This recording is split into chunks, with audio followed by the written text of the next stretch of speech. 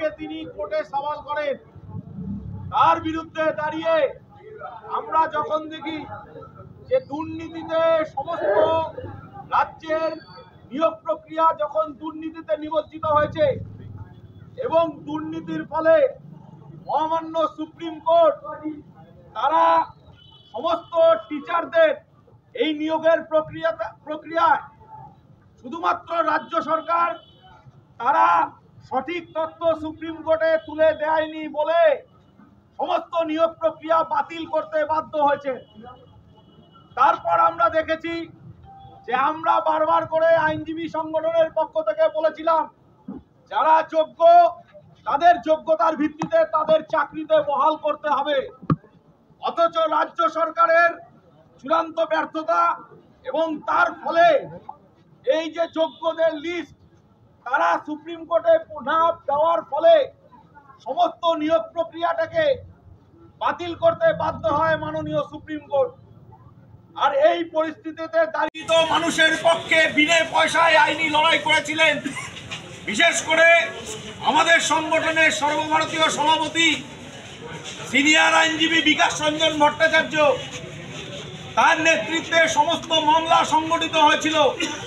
হঠাৎ করে এই তৃণমূল কংগ্রেসের এবং রাজ্য প্রশাসনের এক অংশের প্রকাশ্য মদতে একটা বড় অংশের মব নিয়ে গিয়ে হাইকোর্টের 144 ধারা থাকা সত্ত্বেও এই বিকাশ ভট্টাচার্য সহ বিভিন্ন দলের জুনিয়র আইনজীবীদের চেম্বারের সামনে অবরোধ তৈরি করা হলো।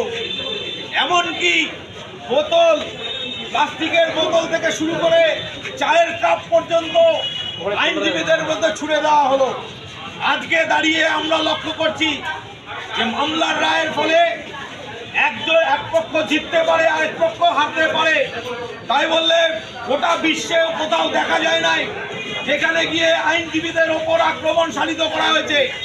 আর পশ্চিমবাংলায় দাঁড়িয়ে এই ঘটনার আমরা দেখলাম গত 25 তারিখে ঘটল। তার প্রতিবাদে দাঁড়িয়ে গোটা ভারতবর্ষের সমস্ত কোর্টে আমাদের সংগঠন সারা ভারত আইনজীবী সমিতি অল ইন্ডিয়া লয়ার্স ইউনিয়নের পক্ষ থেকে আমরা বিক্ষোভ কর্মসূচি পালন করছি। এর পাশাপাশি ইতিমধ্যে মাননীয় হাইকোর্ট এবং মামলা দায়ের করে যারা দোষী তাদেরকে অবিলম্বে চিহ্নিতকরণ করে জেলের ভেতরে ঢোকানোর নির্দেশ দিয়েছেন। প্রধান বিচারপতির নেতৃত্বে বেঞ্চ তৈরি হয়েছে। আমরা বলছি আমরা আইনজীবীরা এই পরিস্থিতিতে চুপ থাকতে পারি না। গোটা ভারতবর্ষের সঙ্গে আমাদের পশ্চিমবাংলায়, আমাদের কুচবিহার জেলায় আমাদের দৃষ্টান্তমূলক শাস্তি না দেওয়া হয় তার বিরুদ্ধে দাঁড়িয়ে আমাদের আন্দোলন চলছে।